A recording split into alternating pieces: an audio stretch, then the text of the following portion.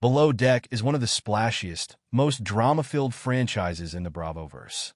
But even there a dud or two sometimes makes it through the casting process.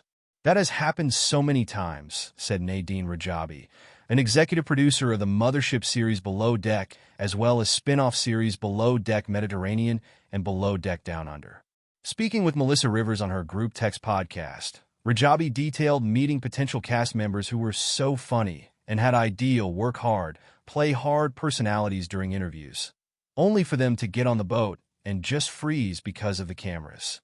Rajabi continued, some people freak out because they're like, oh my gosh, what did I sign up for? How is this going to affect my life? And some people are just, they're just silent. And I'm like, what happened? You were so funny and outgoing.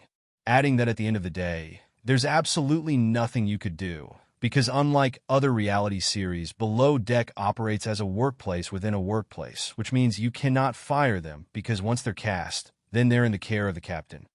The Below Deck franchise is one of Bravo's most expansive reality series, with 4 spin-offs including Mediterranean, Down Under, Sailing Yacht, and Adventure, counting a combined 27 seasons reaching nearly 500 episodes.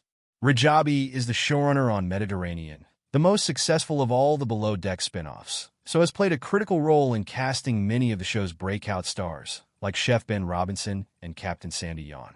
You meet somebody like 2 times on a Skype, maybe 3 times on a Skype at most, maybe 1 time some of the people. Some people do, so, we just do 1 Skype with them, and that's it. Some people we talk to a couple of times, because you want to make sure, she said.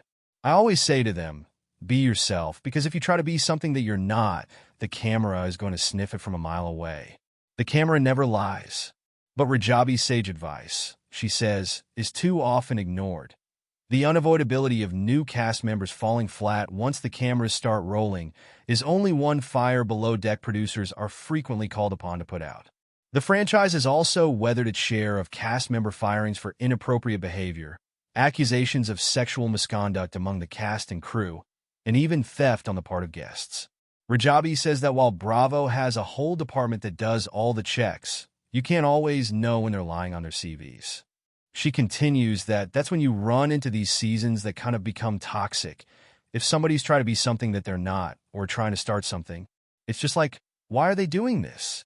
Bravo has entered an unprecedented new era of scandal and legal embattlement, with multiple lawsuits from former Housewives cast members like Brandi Glanville and Leah McSweeney, which include specific allegations against the executive producer of the franchise and face of the network, Andy Cohen.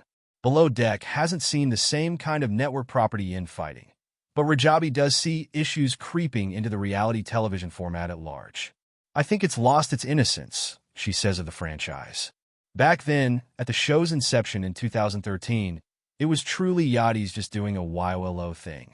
Maybe they did another season, and then they go back to their boats. But now, they want to come be reality stars. And I think that's the problem of what is happening in all of reality right now.